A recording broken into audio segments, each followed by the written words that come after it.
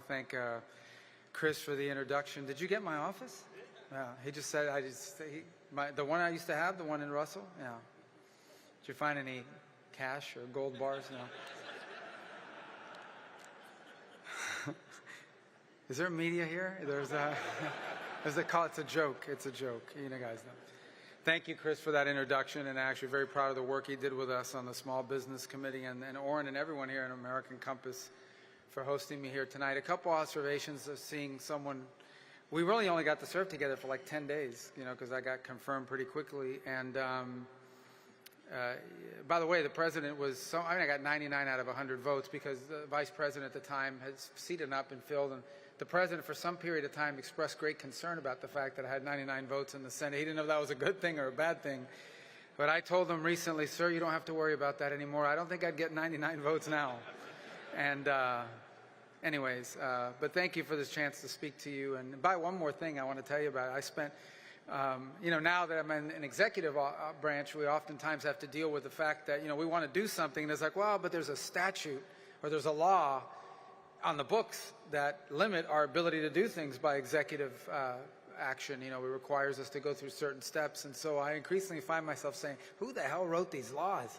And today I was reminded it was actually me who passed a certain law that stood as an impediment to quick action. So anyways, yeah, I've grown in my appreciation for the executive branch more and more each day.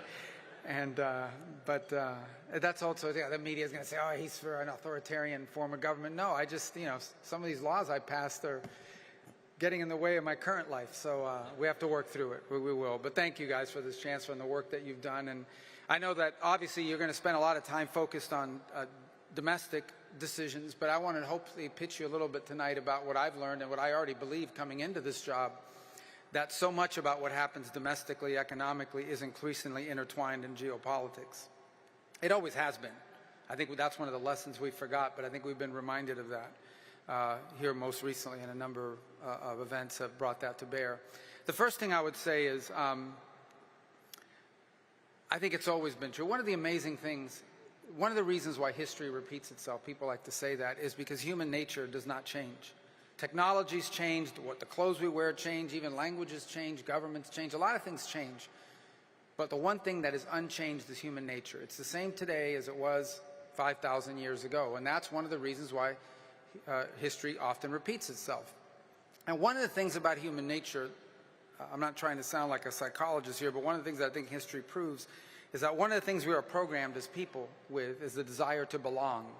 In fact, if you notice, if you put humans anywhere, a handful of people anywhere, one of the first things they start doing is trying to create things that they can join or be a part of. And that's true for nationhood and nation states. The concept of nationhood. Now, it's a new concept. I mean, before that but we had something, you know, we always had organizations, whether it was city-states or tribal organizations, but the advent of the nation-state is a normal evolution of human behavior because people think it's important to belong to something, and being part of a nation is important.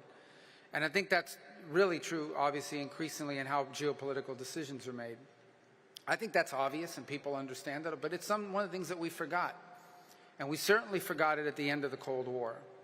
If I can take you back to the end of the Cold War, and understand, for me, these are formative years because I grew up in the 80s, probably the greatest decade ever, confirmed by the, yeah.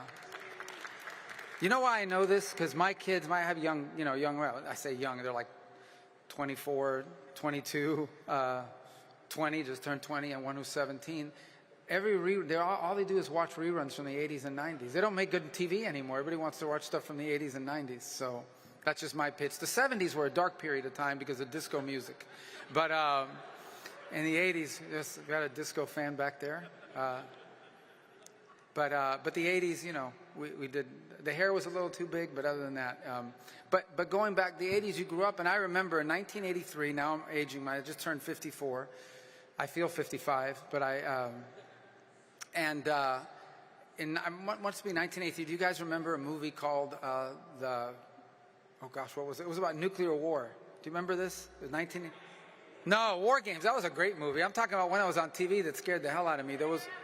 The Day After. Do you remember that movie, The Day After? This was traumatizing, and they had this thing on television. But basically grew up understanding that the world at any moment could end because the United States and the Soviet Union were headed for conflict and war, and that, you know, maybe we wouldn't even make it to 25 and things of this nature. I forgot about War Games. War Games is another good movie, where this guy hacks into the computer. This is an 80s hacker. This is not, I can remember the phone and the modem, and what was that actor? It was the same, Matthew Broderick. It's a great movie. I know I'm completely off topic, but let me just tell you, I lived in Las Vegas at the time, and if you recall, the first city that he blows up in the War Games is Las Vegas. And I was sitting in the audience, and so everybody's like chuckling. There's nothing funny about this Las Vegas strike. In any event, so this is where we grew up. And then in 1989 and 1990, 91, it was my first years in college. And literally the entire world just transformed before my very eyes. Understand, you grow up your whole life and like the whole world is about the Soviet Union, and all of a sudden the Soviet Union no longer exists. My favorite memory of that is that I was actually taking a course that fall by a Soviet expert at, I think it was in Gainesville, Florida. And this poor guy's entire career came crumbling down over a 3-month period as the Soviet Union collapsed. It's like all these years of work, you have a PhD in Soviet studies, and now the Soviet doesn't exist anymore.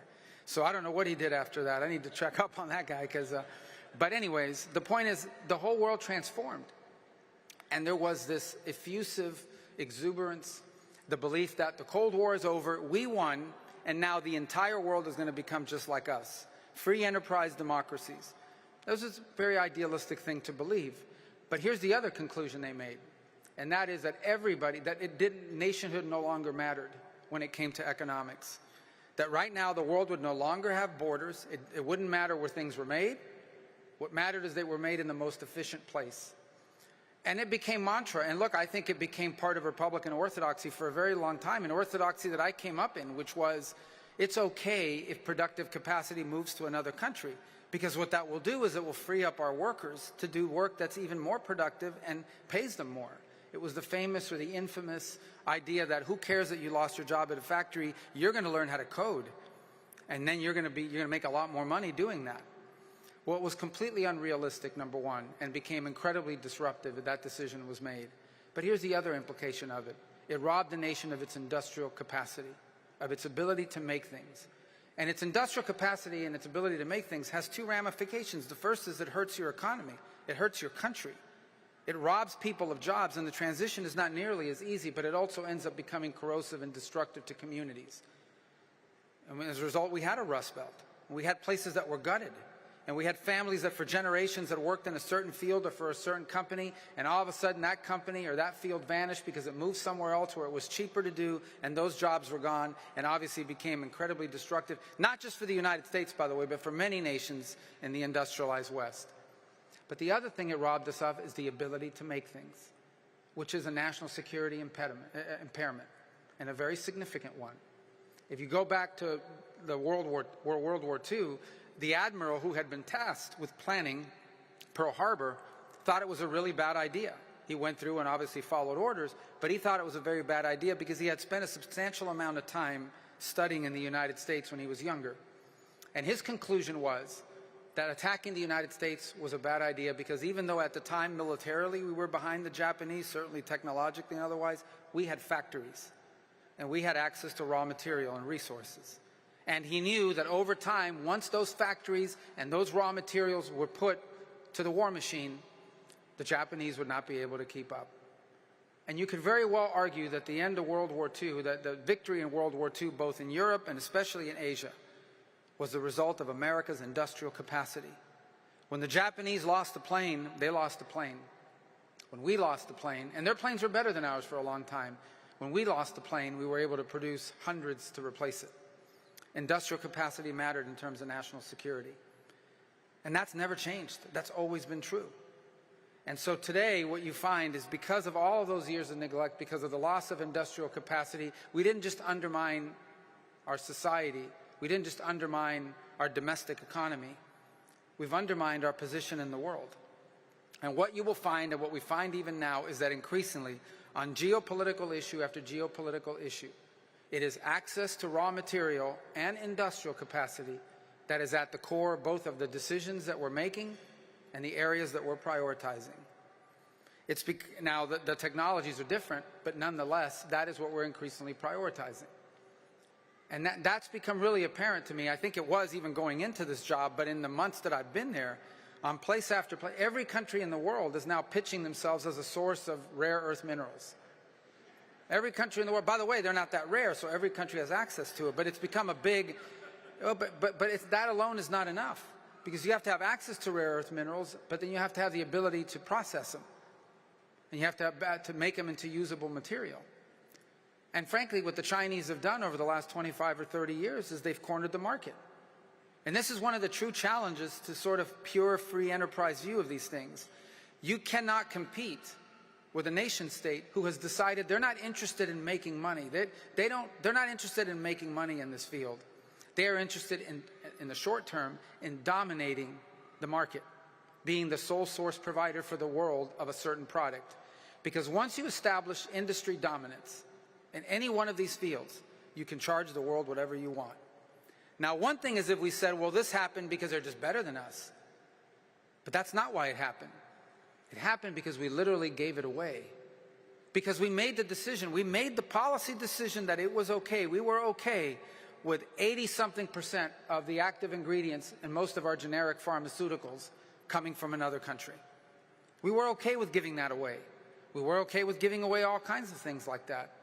And now we are in a crunch.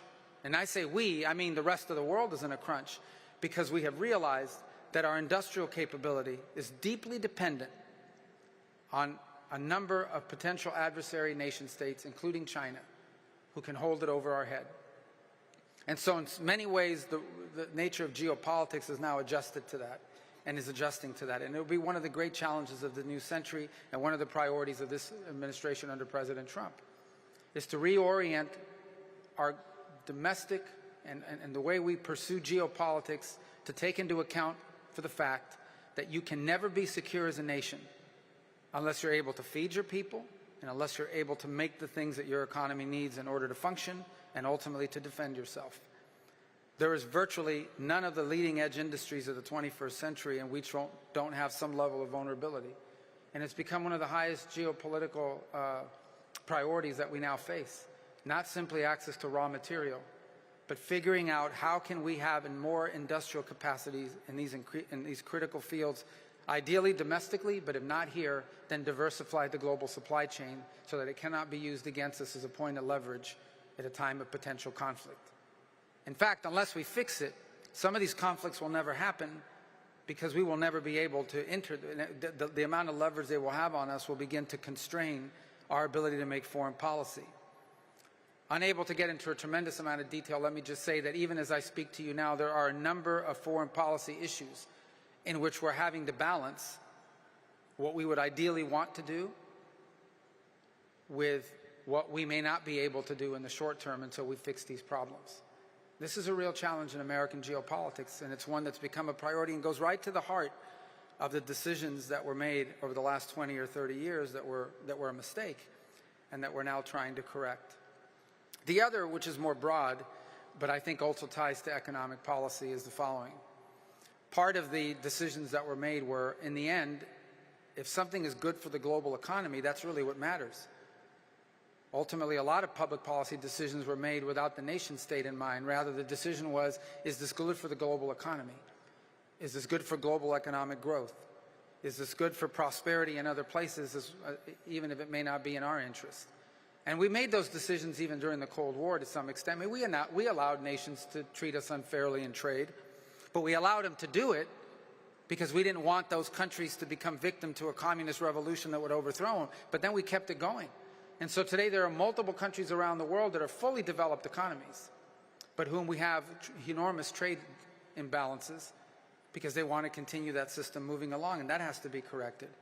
But here's the final point, and here's why this is also critical, because not only did we take out nation-state interest and the national interest out of our economic policies, we also took it out of the way we made foreign policy decisions. The idea that our foreign policy, depending on the place and on the issue, should be centered and focused primarily on what is good for the United States was completely lost. Time and again, we made decisions in foreign policy because of what was good for the international order, or what was good for the world. And I'm not saying those things are irrelevant, but the number one priority of our foreign policy of the United States, the number one foreign policy priority of the United States needs to be the United States and what's in the best interest of the United States. That's not isolationism. That's common sense. On the contrary, in order to do that, we have to engage in the world. But we need to engage in the world in a way that prioritizes our national interest above all else. And the reason why we do that goes back to my point at the outset of this with human nature. And that is that that's what other countries do all the time. Virtually every single nation state we interact with prioritizes their national interest in their interactions with us. And we need to begin to do that again, and we're beginning to do that again, prioritizing the national interest of the United States above everything else in making these foreign policy decisions. And I'll close by saying that's where foreign policy works best. As I've said to multiple foreign leaders, including some with whom we haven't had engagements with for many years, I said the way foreign policy works best is when our national interests are aligned. When they're aligned, that's where we have incredible opportunity for partnership together. And when they're not aligned, that's where I expect them to pursue their national interests and us to pursue ours, and to do so peacefully if possible, and that's the work of diplomacy. And so I think the work you have done to reorient our thinking towards the national interests, both in our domestic economic policies as well as in our foreign policies, is critical work for 21st century conservatism. And I thank you for all the work you've provided. You've done great work. When no one else was talking about these things, when no one else was providing the material that allowed us to build public policy and challenge thinking, you were doing it. And I encourage you to continue to do it, because this is going to be the work of a generation. There's still much work to be done. We are in the midst of an important and long overdue realignment in our thinking in American politics. And it takes organizations like American Compass to drive the innovation and the thinking. And we appreciate everything you've done up to this point and encourage you to continue to do that.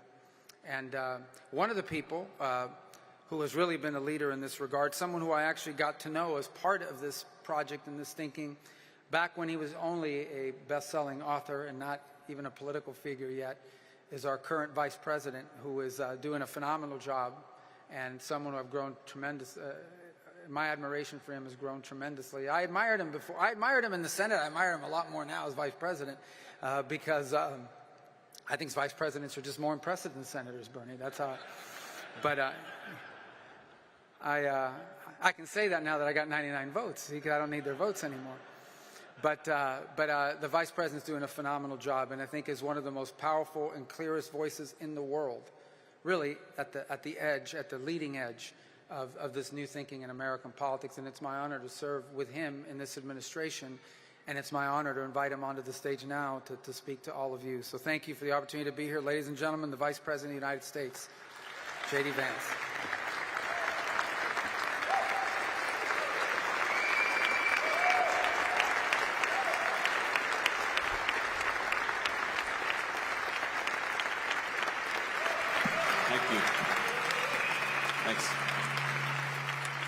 Thank you, guys. Thank you.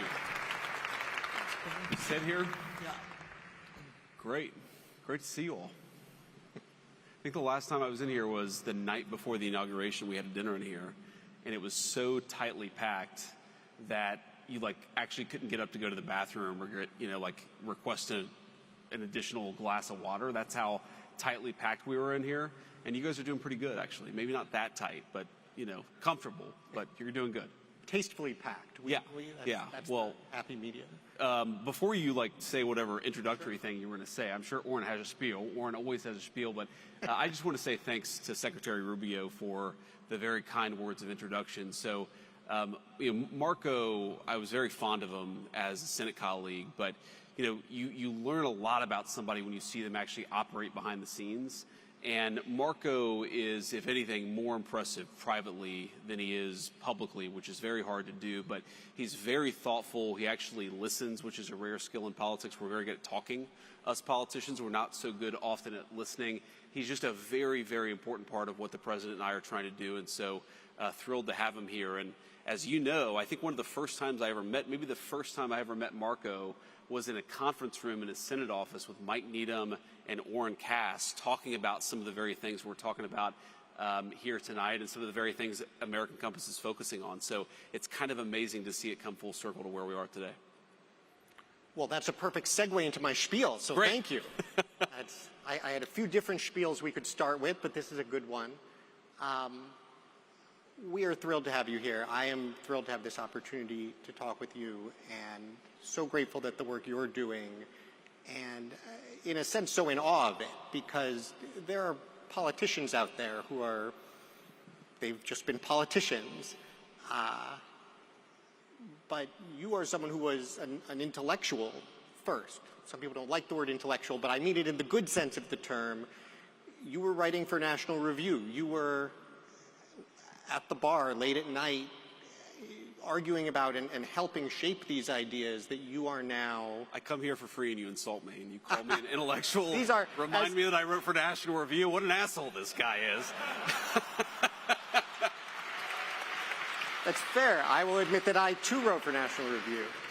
But as I said in my introductory remarks earlier, I have no higher compliment than this guy likes to argue. So that is, it's a wonderful thing, and I think it really distinguishes you as someone who not just cares about and believes in these ideas, but has formed them. Sure. And so, you know, I wanted to ask you a little bit about some of the substance of what's going on in a few of these topics, but also ask you a little bit about sort of how your thinking has gotten here and how being in the role you're in now affects that, and what people who are not in that role need to understand to do it well. And so let's start here on the substance, though, because, you know, obviously trade is in the news from time to time. Trade is, and I think you've articulated this well, trade is one element of what is a much broader project. Sure. About reshoring, reindustrialization. I want to ask you, how do you define that project? What is the broader goal that the trade agenda is part of, and where do you see it ultimately going if it's going to be successful? Yeah, so first of all, congrats. I see here on the screen, this is the 5-year anniversary of American Compass. You guys have accomplished a lot in 5 years, and I'm going to echo what Secretary Rubio said. Keep doing it, because it really has influenced my thinking. It's influenced the thinking of multiple people within the administration. And if I would try to summarize the project, I mean, I think there are a few different things going on, but maybe one thing that really worries me is you have, I think, in many ways, stagnating living standards for normal Americans, for the median worker, for people who just want to start a family, work in a decent job, earn a living salary, and have dignified work. I think you've seen so many pieces of evidence of stagnation in the lives of the normal people that we serve, right? The people who actually go to work, who keep the country running. And there are different ways to sort of measure this, but I think my favorite way of measuring it actually is probably you see stagnating productivity in this country for about 50 years, okay? And I think there are a whole host of reasons why you see that. I think, number one, we've offshored a whole host of industries, and so you see less innovation in a lot of the critical manufacturing sectors that actually drive the American economy. I think part of it is we've really underinvested in technology, especially in, the heavily regulated spaces. I think part of that is we've really harmed energy production in our own country. That's a critical part of, the heavily regulated space is actually doing well because the cost inputs of these industries are so heavily dependent on the price of energy. So there are all these different policy spins that I could put on it, but I just want normal people who work hard and play by the rules to have a good life. And I think that was very, very possible in the United States of America that I was growing up in, but you started to see some signs that it was fraying. And I think it got a lot worse over the course of the 90s and 2000s. And that has got to change. And I think that's fundamentally why Donald Trump is the president of the United States, is because he was the first mainstream American politician to come along and say, this isn't working.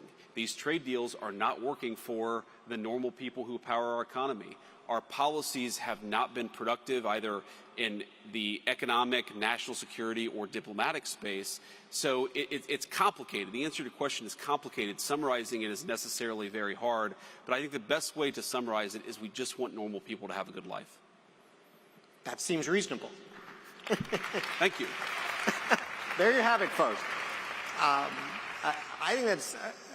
think that's obviously exactly right. I think it's it's remarkable that that is or has been a heterodox view to some extent, that it's something that has had to be said. Especially after your book came out, as you had a chance to talk with a lot of folks in a lot of different contexts, then as you moved into running as a politician yourself, you had a chance to speak both with the normal people for whom this was not working, and for a lot of people who either thought it was working or didn't care. Sure. My own sense is there's actually more thought it was working than didn't care. That for most of them, they're not bad people so much as oblivious.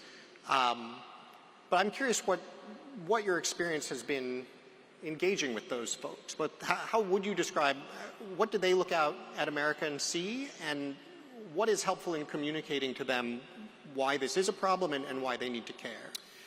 Yeah, so let me give you kind of an elite answer to that question, and let me give you just a sort of normal political answer to the question. So the elite answer to the question, I remember, Warren, talking to you about starting American Compass 5 years ago. And I think one of the things that we talked about, I don't know if you remember this, but what is the audience of donors, because these things cost money, funding fellowships and smart people to write papers and think about this stuff like that costs resources. Like, what is the universe of donors who would actually support something like this? And I think my takeaway of the last 5 years is actually quite a bit. And I think there's an assumption among, whether you call it populists or whether you call it, sort of trade hawks or like whatever label you want to put on it, there's this assumption that donors are fundamentally misaligned. And I actually think donors are much more pragmatic, and they see this stuff not necessarily because, they're reading like a paper that Bob Lighthizer published 15 or 20 years ago. And I know Bob's in the audience and I love Bob. But because like they do business in China, and they know how hard it is to actually get a fair deal for their companies, or, they've seen some of the ways in which, I met with an industry leader today who was talking about all of the ways in which transshipping through non-Chinese Asian economies is destroying his very successful manufacturing business. And he's not worried about it for himself because his business is so successful, but he's worried about it for his industry writ large because some of his competitors are going to have their businesses destroyed. He doesn't want that. So there's a bit there. I think one thing to take away is that people are much less ideological and much more pragmatic than I think that a lot of the intellectuals give them credit for. So that's one thing I take away. I think the other thing that I take away from it is the American people are much more aligned with our way of thinking about things than people realize. And I think the misalignment between the normal American and the talking heads in Washington is still so profound. And I'll give you an example of this. One of the very first truly political speeches I gave when I was thinking about running for Senate in Ohio back in 2021, I spoke to this group in Butler County, Ohio. It's actually the county that I was born and raised in southwestern Ohio. And I was talking about how, big tech was a major problem. Censorship of viewpoints was a major problem, and we needed to get serious about antitrust, and we need to get serious about actually treating these companies as the monopolists that they were. And a person came up to me afterwards and they said, "Oh, I really liked what you said, but I didn't agree with what you said on big tech." And I sort of assumed that I was about to, sort of hear a kind of libertarian argument from the pages of the National Review. And what the guy said is, "I don't think that we should break these companies up. I think we should throw all of their executives in prison." And I was like, "Oh." And it sort of dawned on me, the American people, like, they see these problems. They're not hyper-ideological. They're not reading, like, conservative intellectual periodicals because they have day jobs and families to take care of, but they're much, much wiser about these things than intellectuals give them credit for. And I take a lot of inspiration for that, but I also take a lot of willingness to kind of test the outer limits, because most of our fellow Americans, they're not nearly as dumb as Washington, D.C. assumes that they are. They're actually very smart and they're very wise. Yeah. It's funny. I was speaking to the American Iron and Steel Institute this morning about the idea that making things matters. And I was sharing a similar story because we've done survey research on, okay, do you think manufacturing matters or not? Yeah. Overwhelmingly, people say yes. Yes. Sure. But we actually asked them why. We gave them a bunch of options. Is this about, family and community and good jobs? Is this about national security? Is this about sort of dynamism and investment and economic growth? I sort of figured it would be like, it's about jobs, maybe security.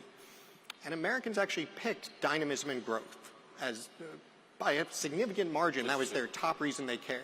And that was across political groups, that was across classes, less educated, more educated, high income, low income. And exactly to your point, I think it's just something we don't give people enough credit for. I mean, not only are they quite wise in this respect, they are so much wiser than the economists who got this exactly wrong for so long.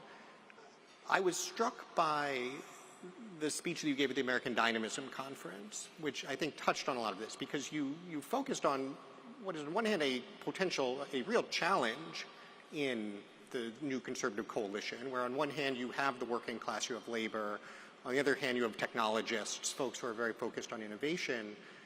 And I think you made what is such a critical point, which is that these are not necessarily in conflict. Ultimately, success is defined by the extent to which we synthesize these things. Yes.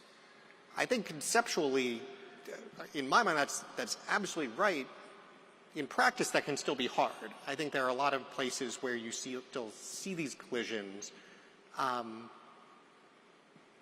Where do you see the biggest opportunity to actually bring these folks together, to actually build on that idea and show that, no, in fact, you do have the same interests. There is a real opportunity to move forward here.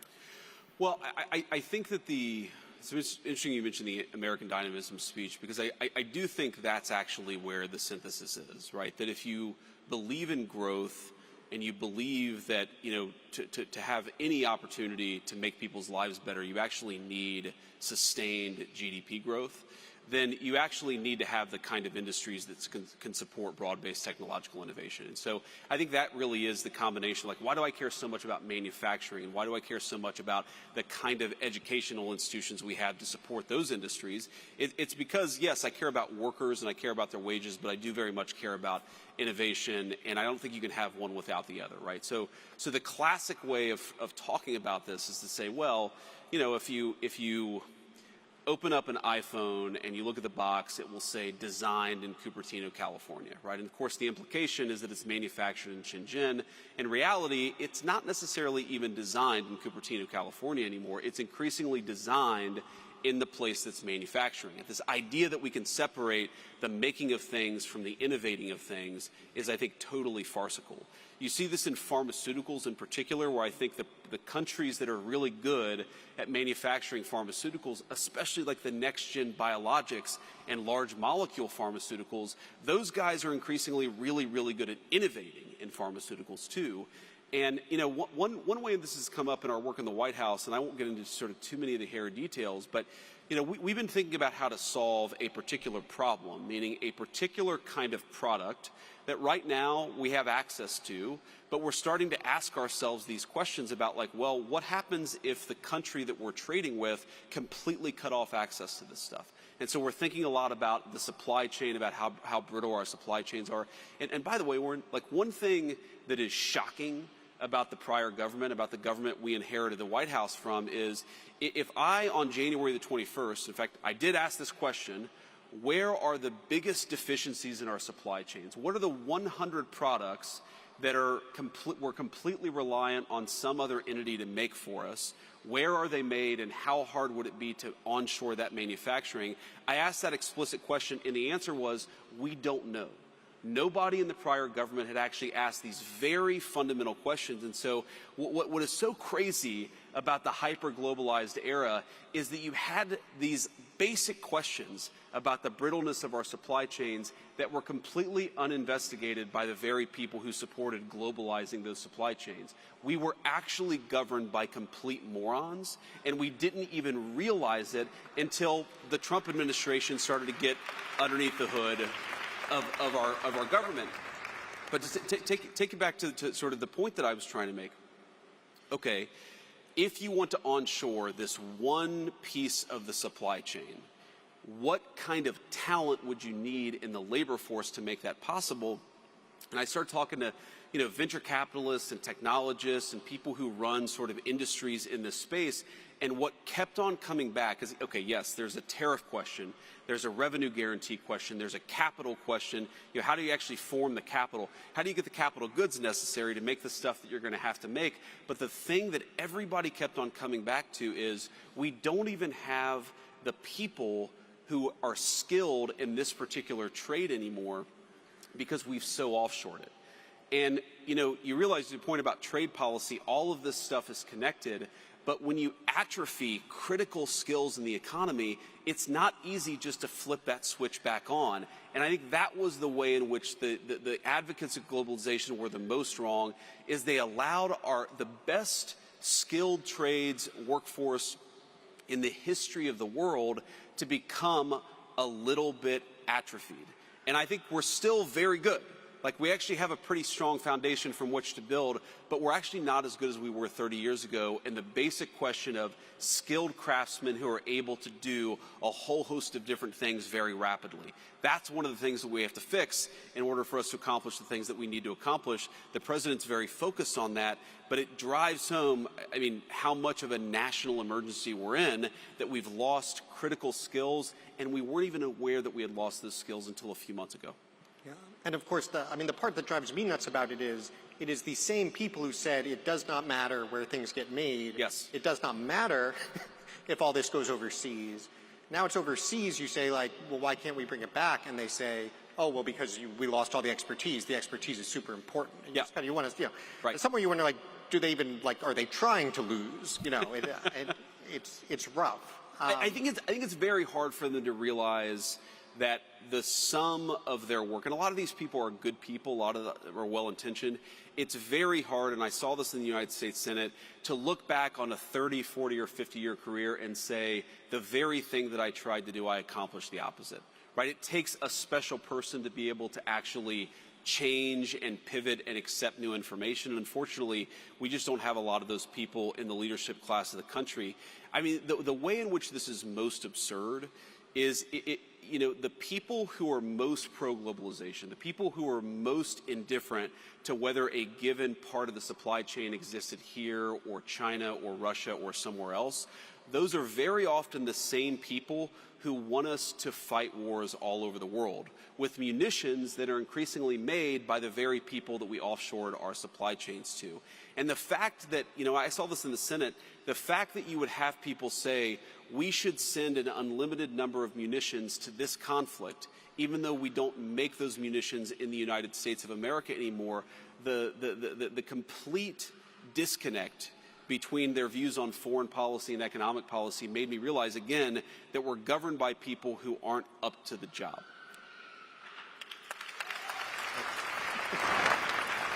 Until 4 months ago, when the American people actually gave the country a government it deserved. And obviously we're very early days, but I think that we've done more in 4 months to solve these problems. But this is not a 5, a 10, or this is a 20-year project to actually get America back to common sense economic policy. Well, thank you. That was a real downer for a moment. I appreciate you brought the mood back up.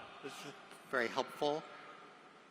Let's talk about the workforce piece and education, because you mentioned education system, which at this point, interestingly, means almost two different things. Yes. There's what is going on with universities, and there's what is going on with how we would actually train people in these kinds of skills that we need, that would be good jobs. I guess it's a two-part question. On the university side, do you see what's going on there as mostly sort of just a sideshow minimizes it? It's incredibly important, but it is unrelated to the question of how we actually reskill correctly? Or do you think these two things fit together somehow, that we need to get the universities more engaged in this process and also have other ways to do it? I think of it as extremely connected, though it's not necessarily obvious at the surface level. First of all, I never expect Harvard or Yale or the Ohio States of the world. They're not primarily going to be doing skilled craftsman training. Okay, some of the state schools you might see that, but really this is going to be something that happens with particular unions are going to have a big role in this, community colleges are going to have a big role in this, industry is going to have a big role in this. I don't think the skilled crafts are going to be brought back by the 4-year-plus university. That's just not their role. But what the 4-year-plus university, one of the most important things that it does, obviously it trains hopefully very smart people, but it produces really the ground level of the innovation that the economy is going to run on for the next 10 or 15, 20 years. Okay, so if I want people in Indiana to be manufacturing the next generation pharmaceuticals, those pharmaceuticals have to get developed in the first place. And for them to get developed in the first place, I need places like Harvard to be doing really groundbreaking biomedical research. What I don't need out of Harvard is for the science to be so broken that 80% of the biology papers produced don't actually replicate. And that reproducibility crisis is one of the main reasons why I think universities are broken. What I really don't need to happen is I can't let Harvard have such an explicitly racist and in violation of the Civil Rights Act approach to how it funds and trains scientists that the best and the brightest are being cut out of that process altogether. So these things are very much connected. But, I mean, look, I am not anti-university. I'm not anti-Harvard. What I am is a person who recognizes what should be obvious to every single person at every elite university in the country, which is the model is broken, it doesn't work, and they're violating the social contract they have with the people of the country, and the people are now saying, we need you to change. And these institutions are really going to be confronted, and thanks to President Trump, have already been confronted with a choice. You can accept democratic accountability and you can reform, or you can accept that the government is not going to treat you kindly, we're not going to fund your garbage, and we're not going to support you unless you do the job the American people need you to do.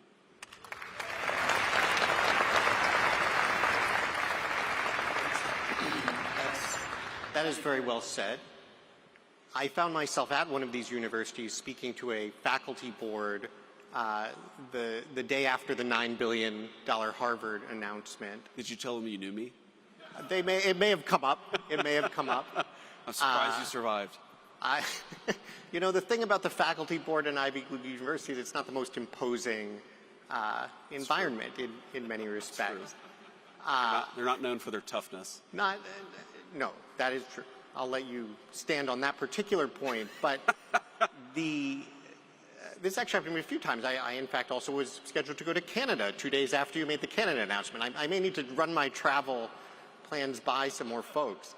But it was fascinating to have this exact discussion and essentially to try to make the point, nobody wants you to fail, but you are in a sense a quasi-public institution. You are relying on enormous both explicit and implicit public subsidy and participation in this contract that you have been violating wholesale for a generation. And so our preference would be that you guys decide to reform, but if you don't, this is the alternative. What do you think, what does reform look like? You described some of the things that, are particularly problems. I guess to some extent the reform is just stop doing that. But what do you aspire to for our higher education system? I'd say a few things. I mean, one most obviously is, why don't you just follow the civil rights laws of the country? Like, that's a very easy thing to do, and that nearly every elite university in the country is explicitly not doing. Okay, so that's one thing that they might consider doing. I think the second thing is they've got to be willing. And I have a friend of mine who's a geneticist, very bright, very bright young scientist. We have got to have a scientific community that is more open to unacceptable inquiry and that actually encourages bright young minds to go wherever the truth leads them. And I think that's where the universities have become almost quasi-theocratic or quasi-totalitarian societies. I mean, the way that I think about this is, I don't know what the voting the voting in the 2024 election of Harvard University's faculty was. Okay, my guess is that at least 90% and probably 95% of them voted for Kamala Harris, right? Very brilliant Kamala Harris, of course. But if you ask yourself a foreign election, a foreign country's election, and you say, 80% of the people voted for one candidate, you would say, oh, that's kind of weird, right? That's like not a super healthy democracy. If you said, oh, 95% of people voted for one party's candidate, you would say that's North Korea, right? That's totalitarian. That is impossible in a true place of free exchange for that to happen. And so I think the ideological diversity of these universities has to get much better. And I think that if that got better, if you actually had a place where people were open to debating these things and weren't terrified they were going to lose their job for saying something that was a little bit outside the Overton window, then I think the science would get better, the reproducibility would get better, the quality of the institution would be so much better. And that's what I want, because we need high-quality universities. Right now, the problem is we don't have them. Absolutely. I think we have time for one more question. Great. This is usually an awful cliched question, but in this case it's extremely relevant. As I think you know, one of American Compass's key activities, we have what we call our membership group. It's now more than 250 young policy professionals. Dozens of them are in the administration. They're senior staff on Capitol Hill. They're in think tanks. They are why I am so optimistic about the future and Sure. what I think is most important about our organization. And so it is not at all a cliche to ask, what is the advice you would give to younger people, admittedly not that much younger, who are deeply engaged in bringing about this kind of change? What do you need? What should they be doing more of? What are the things that maybe no one's doing because it's just not as much fun, but it's incredibly important? What are the things that never occurred to you needed to be done until you got to where you are now that you would like to assign to them all before you leave? So I've reached this stage of my career, I guess, where I'm now the old guy. You are the old to guy. offer advice to all of you. Again, you started out by calling me an intellectual, and your final question is effectively, hey, old man, give advice to all of these young people here. But let me say a couple of things. So first of all, I think that you guys should go forth with a lot of confidence, because the conversations that are happening in this room and amongst all of you are far more interesting and far more influential in the policy conversation than almost anything else that's happening in Washington, D.C.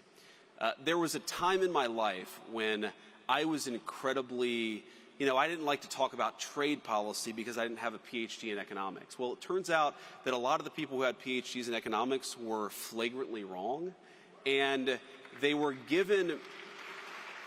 Would you like to be the chief economist at American Compass? I already have a job, man. We can do an honorary one. It turns out the title... Ask Marco Rubio. He's got like 5 jobs. Maybe he'll take on a 6th. But I think that there is still, among especially well-educated D.C. conservative types, there is still this sort of apprehensiveness about, well, I don't have this credential, so should I not opine on this topic? And I think that in reality, you've got to realize that the people who grant these credentials have been gatekeepers, and their ideas and their entire work in Washington has served to make the people that they should be serving poorer and less happy, has reduced their life expectancy, and has made the national security of the country weaker. Ignore those people. They don't matter, and you have to beat them and not worry so much about what they think. That's one piece of advice. I mean, this is, to me, the fundamental thing about our country, right? There's so much good in it. There's so much brilliance in it. We still have the best science and technology in the world. There's so much that I'm optimistic about. The thing that really worries the hell out of me is that you have people in Washington who have been calling the shots for 40 years, and the life expectancy of their country has dropped.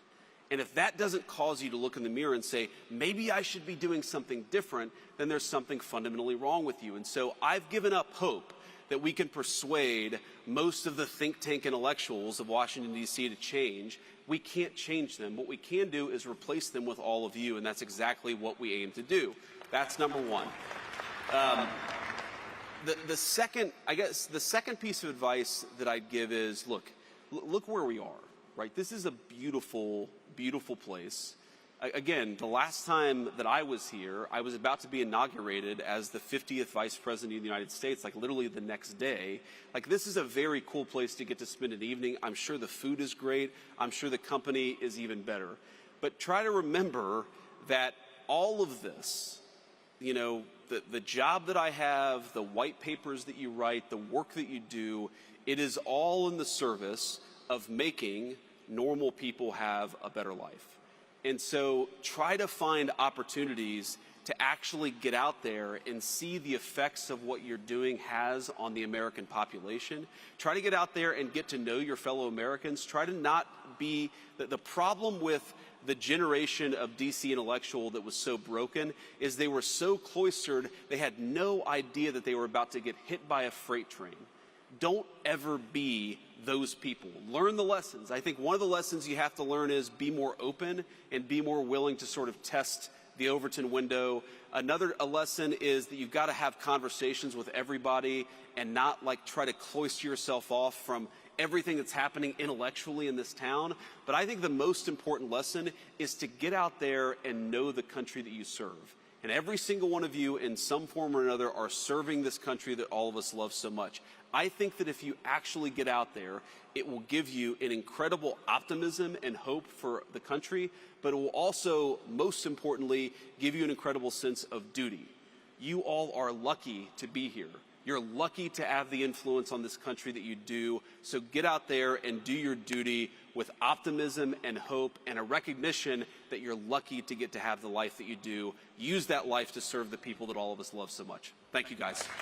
Thank you, sir. Please join me in thanking J.D. Vance. Thank you. For everything you do.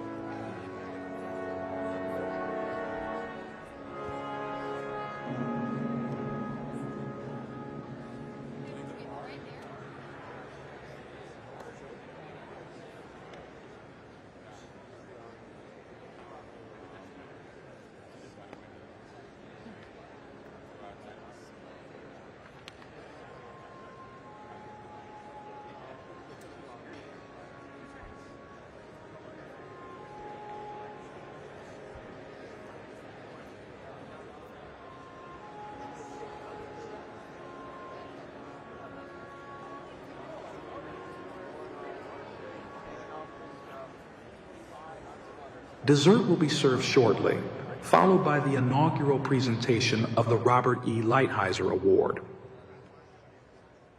They said they wanted you to cover that.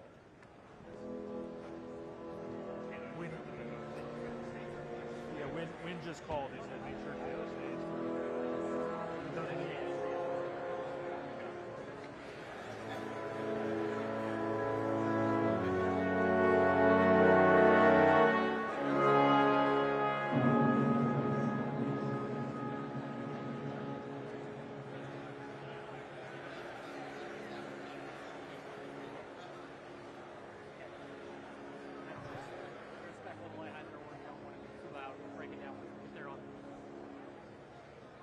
Thank you.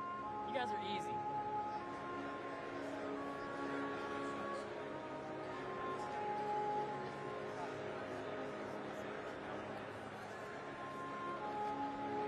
Well, have fun.